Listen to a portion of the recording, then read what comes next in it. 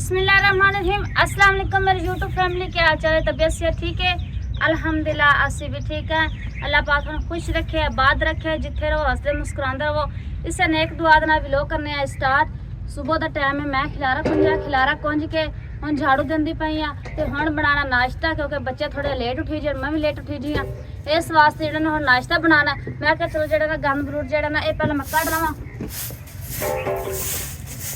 कढ़ के ते फिर जड़ा ना मैं आटा गुनना, आटा गुन के फिर मैं रोटी शोटी बनानी बच्चों वास्ते, क्योंकि राती हनेरी खुली हुई ना, काफ़ी हनेरी है ते गंद बरूद वाह मचे हुए इधर ते ज़्यादा। तो तुसीं की करना है, वीडियो के नाल रहना है, वीडियो मेरी पूरा देखना, ज़्यादा से ज़्यादा तुसीं शेयर करना, जेड़ा काम होया वो भी तुहानू शेयर करना है जी। अल्हम्दुलिल्लाह झाड़ू झाड़ू दे के सारा खिलारा कुंज के ते मैं हुण गुनदी पई आटा छाने पानी पाया ते मैं कहा चलो जेड़ा ना जल्दी जल्दी हुण आटा गुन लवां, क्योंकि दिन आ जांदा बड़ा काफ़ी सारा ते गर्मी के दिन, इस वास्ते जेड़ा मैं क्या चलो हुण आटा गुन के बच्चे नाश्ता बना देवां ते जेड़े फिर बर्तन होए वो भी धोवणे पानी पूनी भर के।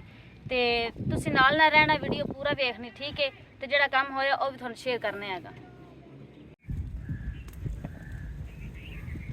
तो जी मैं ना आटा गुन के हुण पकां दी पई रोटियां घ्यो वालियां, ते बच्चे आखे सानू घ्यो वालियां ना पतली पतली रोटी पका दे। मैं अच्छा तुहानू पका दिन्नी आं।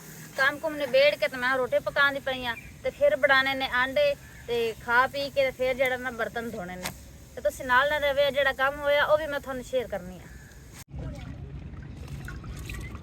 जी। अल्हम्दुलिल्लाह मैं काम कुम निबेड़ के बच्चे नाश्ता दे के ते 2-3 घंटे मैं लाइव ते भी आई हाँ दोपहर नूं, ते टाइम काफ़ी सारा हो गया। फिर पानी भरया, हुण मैं बर्तन धोंदी पई आं, क्योंकि बर्तन इतने नहीं है, बर्तन थोड़े जे। तो मैं कहा चल जल्दी जल्दी जेड़ा ना बर्तन धो लवां। ते अज 27 दी रात है ते बनावनी है मुर्गी, ठीक है। मुर्गी बना के ते फिर कलामी है खावनी है ना, ते मैं कहा चल जल्दी जल्दी जेड़ा काम है ना निबेड़ लवां ते फिर सालन रोटी बना के ते कलाम खानी है। ते दुआ फातिमा जेड़ी है वो भी दादी लवा गई, सिर्फ हुमैरा बैठी है। इनू क्या मैं तू ना नूर फातिमा कोल बह ते मैं जल्दी जल्दी भांडे धो लवां, फिर रोटी भाजी बना के फिर कलाम खानी है। तो टाइम काफ़ी सारा हो गया, ज़्यादा टाइम हो गया है, क्योंकि मैं ज़्यादातर बैठी रही हूँ ना लाइव ते इस वास्ते। तो बिलाल गया सौदा लै आया है, तो तुसीं की करना है, वीडियो के नाल ना रहना, जेड़ा काम होया वो भी तुहानू शेयर करने हैं जी। अल्हम्दुलिल्लाह मैं गोश्त धो के गई हाँ, गोश्त भी नाल धो लिया। तो मैं हुण प्याज कटदी पई हाँ, हुण बनाऊँ हांडे।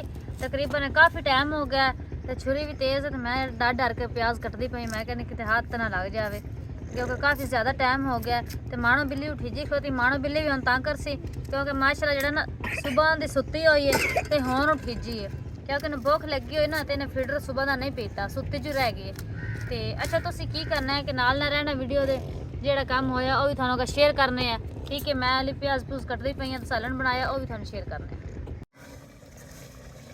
तो जी गाइस मैं ना गोश्त धो के तो सालन रखे उत्ते, हुण सालन हो गया तैयार ठीक है। ये आ देख लो सालन बिल्कुल तैयार हो गया। हुण मैं गुनू आटा, ठीक है। आटा गुन के फिर जेड़ा ना कलाम खानी, काफ़ी टाइम हो गया, काफ़ी शाम होई खलोती है। तो जिथे रहो हंसदे मुस्कुरांदे रहो, अल्लाह पाक तुहानू खुश रखे, आबाद रखे, अल्लाह पाक थोड़ी परेशानियां दूर करे। तो तुसीं भी साडे हक दुआ करनी है साडे बच्चों वास्ते, ठीक है। तो इत्थे करने व्लॉग दा एंड, तो कल इंशाअल्लाह नवा व्लॉग स्टार्ट करसां। तो तुसीं ज़्यादा से ज़्यादा मेरी वीडियो शेयर करनी है, अच्छे अच्छे कमेंट करने।